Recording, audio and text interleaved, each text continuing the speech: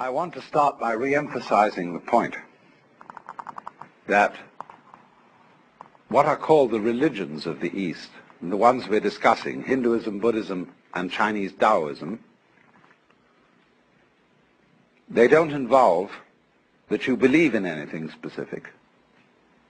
And they don't involve any idea of obedience to commandments from above. And they don't involve any conformity to a specific ritual, although they do have rituals, but their rituals vary from country to country and from time to time. Their objective is always not ideas, not doctrines, but a method for the transformation of consciousness. That is to say, for a transformation of your sensation of who you are. And I emphasize the word sensation because it's the strongest word we have for feeling directly. When you put your hand on the corner of a table, you have a very definite feeling.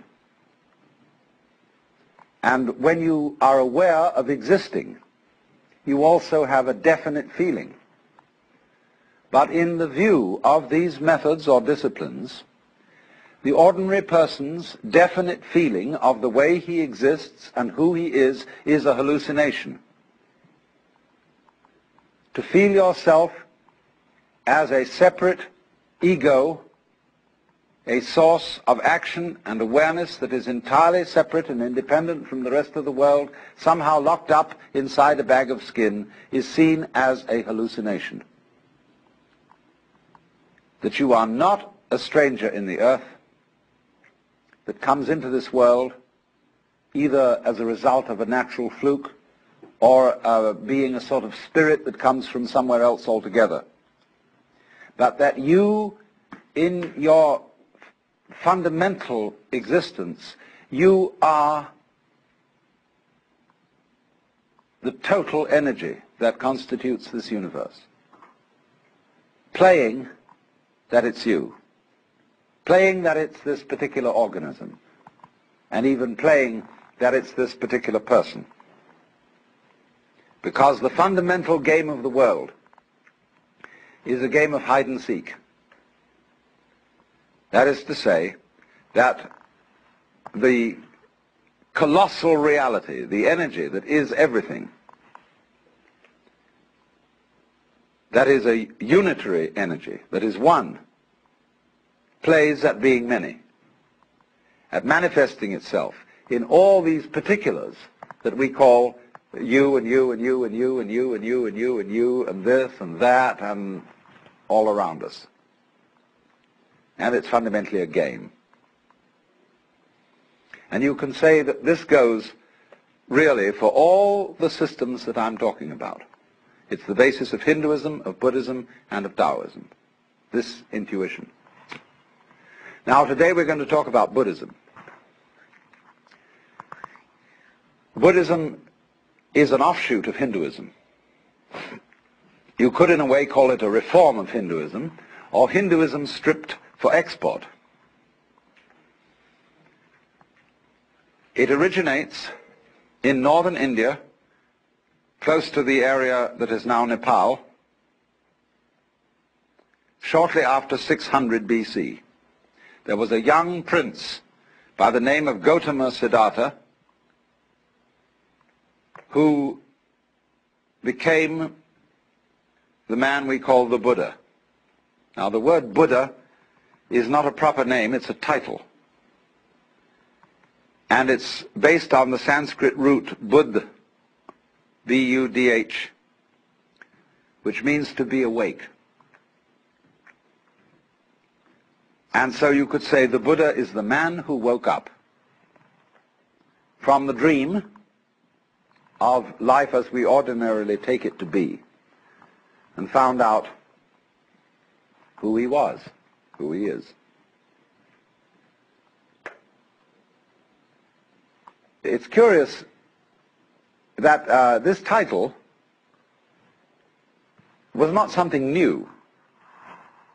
there was already in the whole complex of Hinduism the idea of Buddhas, of awakened people, and curiously they are ranked higher than gods.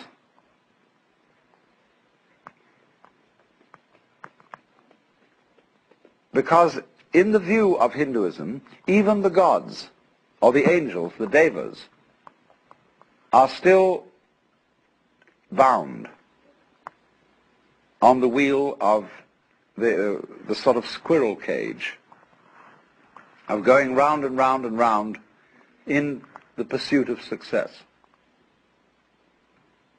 And the idea is that if you pursue something that you can call success, pleasure, good, virtue, which originally, of course, means strength, magical power, all these positive things, you are under illusion because the positive cannot exist without the negative. To be, you only know what to be is by contrast with not to be. So if we say, now, there is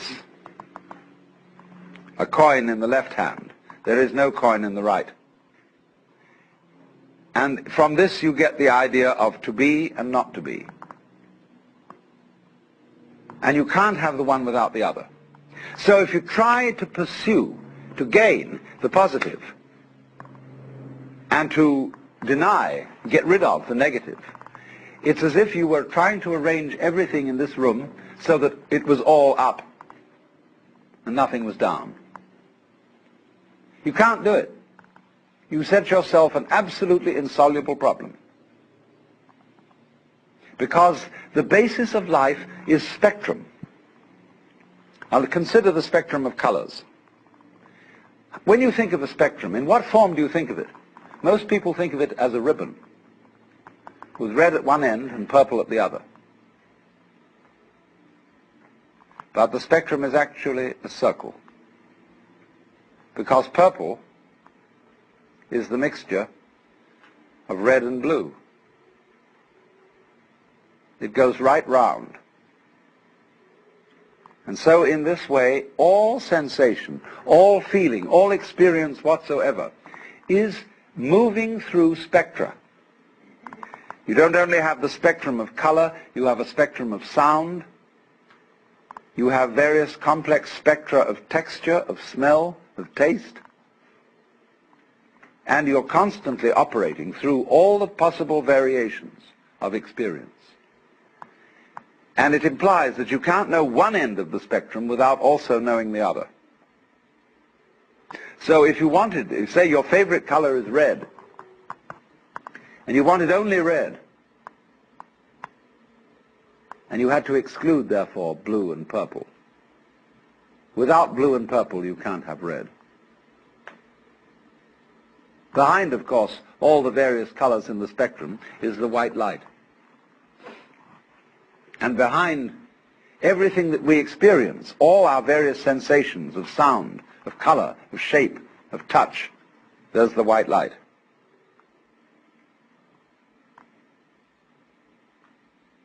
And I'm using the phrase the white light rather symbolically. I don't mean it literally.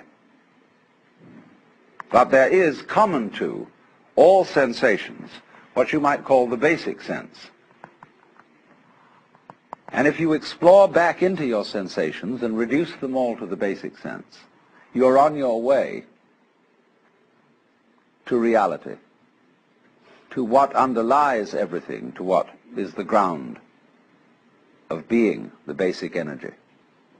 And to the extent that you realize this and know that you are it, you transcend, you overcome, you surpass the illusion that you are simply John Doe, Mary Smith, or what have you. So then, the Buddha, as the man who woke up, is regarded as one Buddha